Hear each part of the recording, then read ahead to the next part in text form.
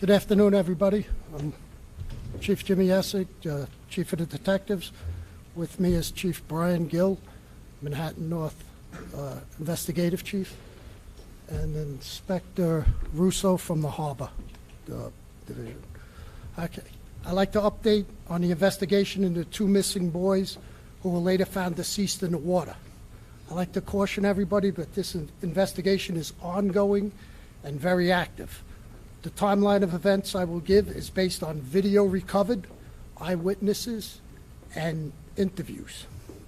So at 12:15 p.m. on May 12th, Alpha Barry, an 11-year-old, is dismissed from the Democracy Prep School, charter school, located at 222 West 134th Street, Manhattan. From 3:30 p.m. to 5:55 p.m., we have Alpha and Garrett Wilson, a 13-year-old, in numerous locations in Manhattan: a fish market, exiting a residence, and at a deli. At 6:41 at West 143rd Street and Lenox Avenue, Garrett is observed riding a city bike with Alpha, meeting up with a third youth. At 6:43, all three proceed eastbound on 143rd Street towards Fifth Avenue. From 6:43 p.m. to 6:50 p.m., we tracked the three boys over the pedestrian footbridge. Two of the kids are seen climbing over a fence going towards the water. This video is from a distance. The next time we observe anyone is at 7:04 p.m., 14 minutes later. The third youth is observed northbound on Fifth Avenue and 143rd Street. He then is observed entering the park, Colonel Young Park. At 9:04 p.m., that third youth is observed exiting the park at 143rd Street. 5 minutes later, at 9:09, a 911 call is received from an anonymous male. He states that a group of kids approached him, stated that two kids were pushing each other and fell in the water. The 911 caller engages the kids trying to get more information. The kids and the 911 caller leave prior to the police arrival. Patrol services are dispatched to the scene. They are unable to reach the 911 caller. Harbor and Aviation respond to the area and do a thorough search. A canvass of the area in the park is done. No one saw or heard anything. This park is on a Friday night and it is very crowded. On Sunday, May 14th, at 2:23 a.m., Alpha's sister calls 911 and reports him missing. This is from 167th location in the Bronx. On Monday, May 15th, at 1:25 p.m., Garrett Wilson's mother calls 911 and reports her son missing. Detectives were able to quickly determine that the two missing youths were connected. A command post was established with multiple units canvassing buildings, parks, and businesses. Aviation, harbor, and scuba were on the scene and conducted river and coastline searches. Later that evening, during the canvass, detectives were able to identify and question that third youth. During the next few days, numerous other kids who were in the park were located and interviewed by detectives. None were eyewitnesses to the incident on the river. On May 18th, at 10:25 a.m., the body of Garrett Wilson was recovered at Madison Avenue Bridge, which is the East River. On May 20th, at 6:50 a.m., the body of Alpha Barry was recovered at 102nd Street and Riverside Drive, which is the Hudson River. As I said before, this is an active investigation. We are working with the Manhattan District Attorney's Office, the Office of Chief Medical Examiner, to determine whether there was any criminality involved or if this was just a tragic incident. We're asking anyone with any knowledge or information to call Crime Stoppers at 1-800-577-TIPS. We know that kids, they take video, they post video, they exchange video on social media. If anyone has seen any video or heard of any video, please contact us. You are not in trouble for not coming forward in a timely manner. If we have any video out there, we'd like to see it. You can do this anonymously through our Crime Stoppers if you don't feel comfortable coming forward, and you'll be able to upload that video to us.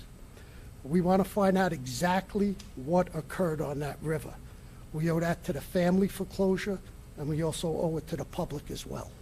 So with that, we'll take any questions. Mark Santia. Can you talk a little bit about the deceased was found in two different locations, East River and Hudson River? Can you talk about currents and explain that? Sure. Possibly. So basically, it all depends on the decay of the body, the water temperature, the depth, and the body composition of the victim.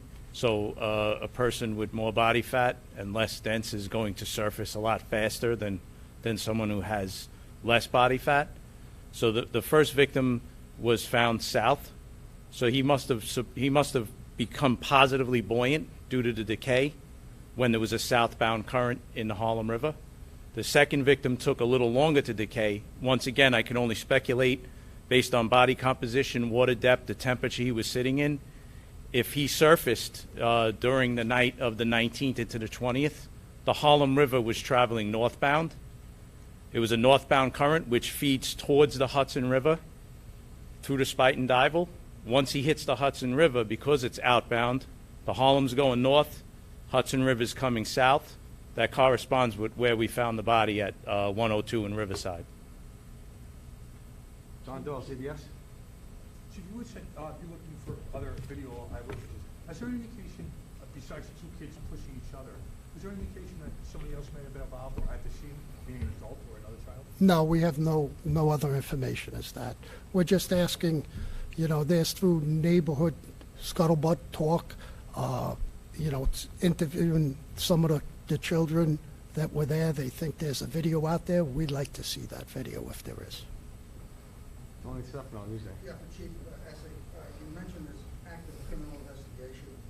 Is the potential criminal conduct having to do with somebody, some third party involvement, or is it the condition of the shoreline, such as negligent repair of the fencing that is being looked at? I mentioned we have an investigation into that, whether there's criminality involved or it was just accidental is our investigation.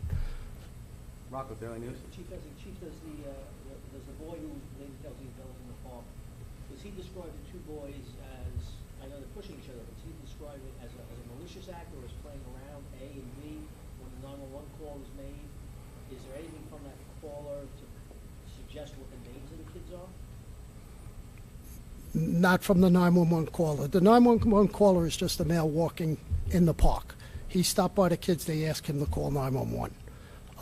As far as the statements that was made to us by that's a witness statement to an incident that happened. We just want to corroborate what was said there. We have, these are 11 and 13-year-old kids. We believe they're going down there. They wanted to skip rocks and do what 11 and 13-year-old kids do. They were playing around down there. Skip rocks. That's why, throw rocks into the river down by the shoreline.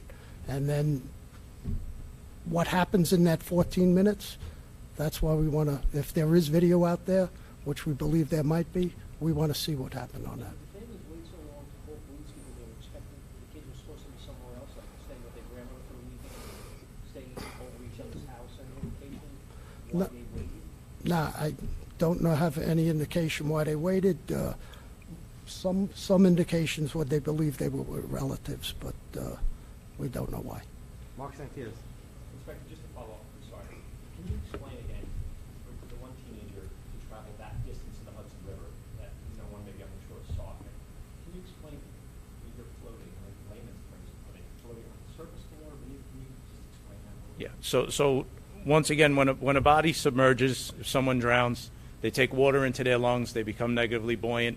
They pretty much go down a foot of depth, but per knot of current. So if it's 16 feet, they could be 16 feet away from where they were. As the body starts to decay, it develops methane gas, becomes very buoyant. They will float up. They're floating up. You basically will only see the back of the person. So the arms and the legs will be hanging down. You'll only see basically the small of the back. If it's at nighttime, it would be very hard to see. They're not very high on the surface. They're actually at the waterline. So they can be drifting, and if they're wearing dark color clothing, can easily not be seen by someone passing or even a search and rescue vessel at that point. All right, 2 more questions. You in the vision, Camilla? Yes, so I have a question. What the family say? Do you know the background of these kids? They were in drugs. How was the family in that time? They were excuse me. In drugs, or I know that there are kids. No, they for everything we've heard, they're good kids. They're 11 and 13-year-old kids. You know, Friday night in a park, barbecues going. A lot of people in the park. They go down to the riverfront, throw some rocks into the river, do what they're doing. No other indication that they were anything but good kids. What the family say about this incident? Like, what's the update for that? What can you say to a family who's lost their 11 and 13-year-old kid? It's a tragedy. Final question, Antoine Lewis. Chief, can you address how they got to that part? There were so many rumors going out. There was a fence, they worked their way through, they went a different way. What is the investigation saying, how they accessed the bank? So they proceed down 143rd Street to 5th Avenue where it ends. There's a footbridge that goes over towards the river, over the FDR. From a distance, we see a video of 2 of those kids, who we believe Alpha and Garrett, climb a fence and go down towards the shoreline.